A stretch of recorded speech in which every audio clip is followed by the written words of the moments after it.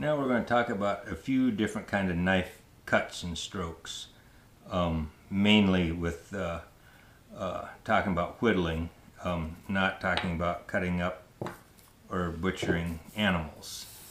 But I guess I will talk about butchering animals, whether it's a rabbit or a deer, whatever.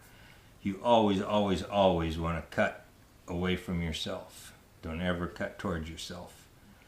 You can cut down and cut out that way, and sometimes you even hold your knife blade up this way, but you're always cutting away from yourself. Now with whittling, there's several strokes here, and the first one is the long push stroke, and that's when you're cutting like this here, and your hand is going part way out into your blood circle. As you're cutting through, your hand is going, and it's good for peeling the bark off of a stick if you're wanting to get the bark off of it for some reason, or if you want to take a lot of wood off of a stick. But it's not a very, you can't do any fine work with it. You're just pulling. The next cut is called the controlled push, and that's where you get up a little bit closer, and there's two ways to do it.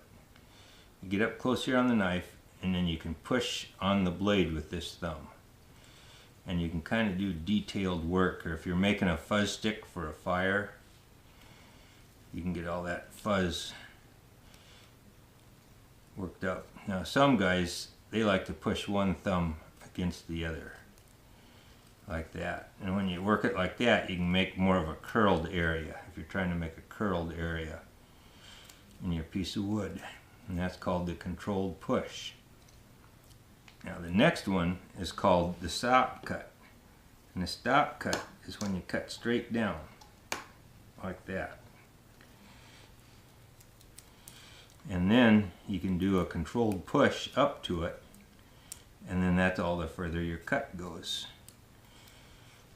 You're trying to make a notch like that. Now the next stroke is called the controlled pull stroke, and this is the only cut that you do towards yourself. And a lot of times you'll have your thumb on the bottom of the stick, like if you want to do the back of the stick, and you'll just be doing just little tiny cuts like this. Now where you're going to slip and cut yourself is on your thumb. That blade's going to get against your thumb somewhere.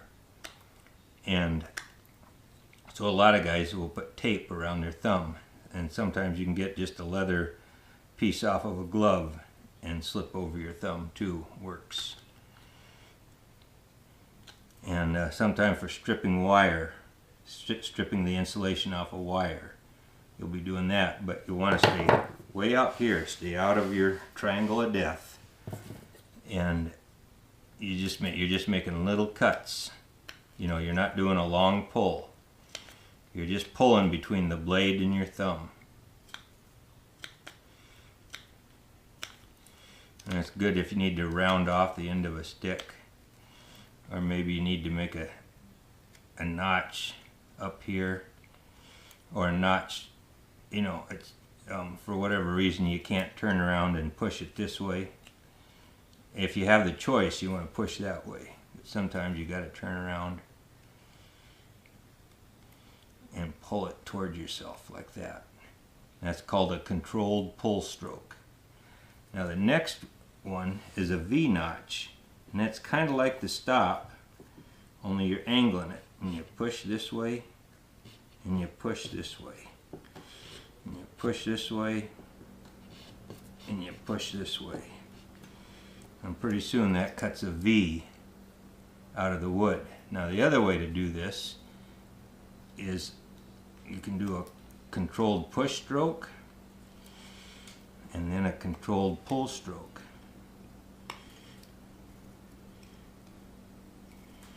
But it's safer to hold it down like this.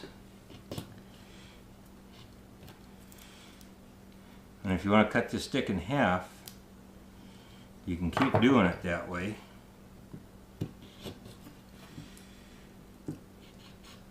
to go all the way through, you'd have to have a big notch. So what you want to do is turn the stick over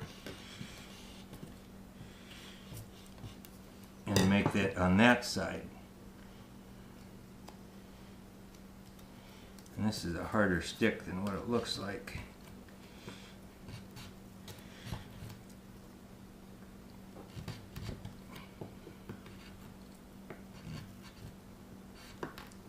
And then you can turn it on this side.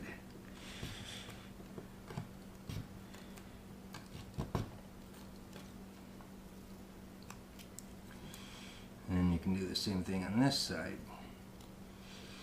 And sometimes you can also turn it around and then do the push stroke from that side. And then when you get it down far enough, that ain't far enough yet.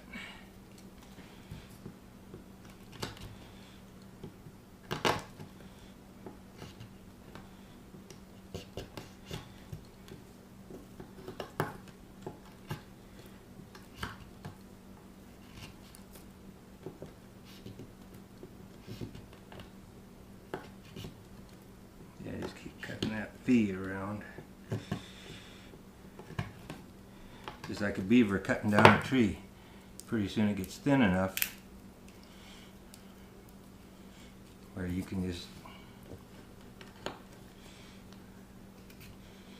cut right on through it. Just like that. So that's all the cuts. The long push, the controlled push, the controlled pull stroke, the stop cut, and the V-notch.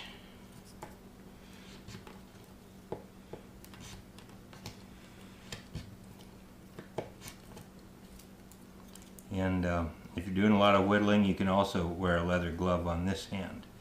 And so like if you're doing your V-notch, if you'd slip and cut yourself, it would just hit the glove. So anyway, that's the different cut strokes. And again, if you're cutting a rope, never cut towards yourself. Always cut away from yourself.